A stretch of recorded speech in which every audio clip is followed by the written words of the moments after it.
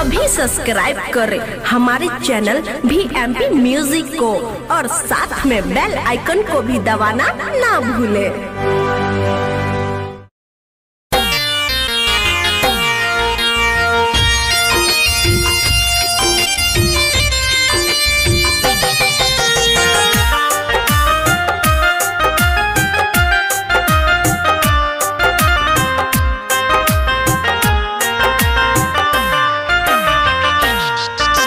सुना हो भैया सुना चाची एगो अमर कहानी, कितनों ने दिए थे आके यहाँ पे कुर्बानी। सुना हो भैया सुना हो चाची एगो अमर कहानी, कितनों ने दिए थे आके यहाँ पे बलिदानी।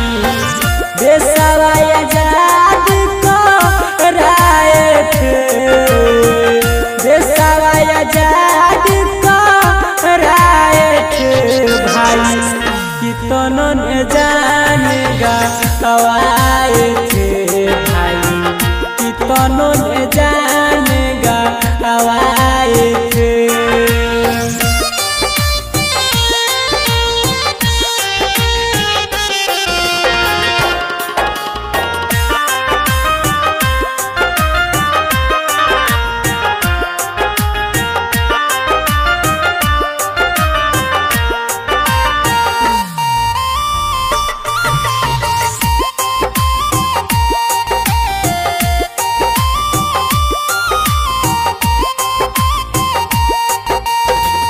जन्म जन्म का ये रिश्ता टूट गया, कितनों का भाई बहन माँ बाप छूट गया।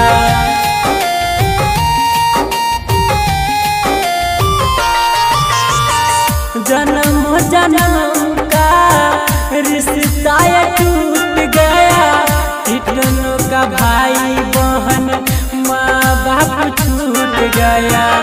तीन रंग चाहे थे, तीन रंग चाहे थे भाई, कितनों ने जानेगा आए थे भाई, कितनों ने जानेगा आए थे।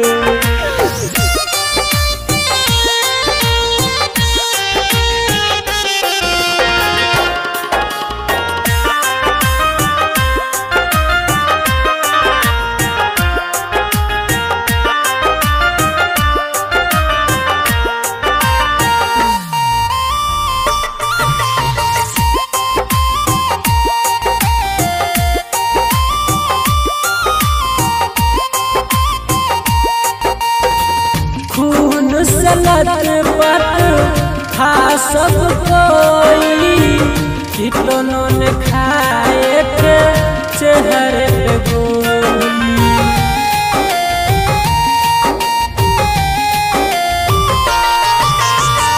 खून सलत पत था सब कोई, कितनों ने खाए थे चेहरे पे गोली। हिंद का नारा गाए थे, हिंद का नारा गाए थे भाई, कितनों ने जानेगा आए थे भाई, कितनों ने जानेगा आए थे।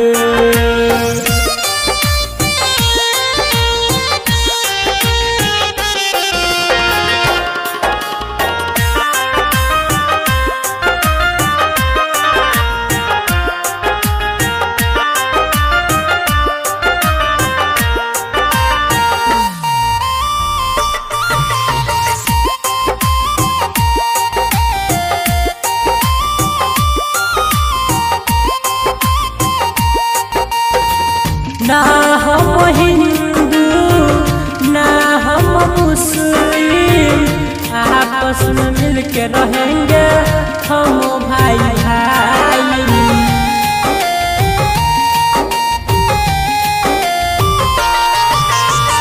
रमन जी यादव गाना गा के सुनाबे यह बात बार बार सुन दोहराई देशवा के लाज बचाए थे देश आजाद कराए थे भाई कितनों न जान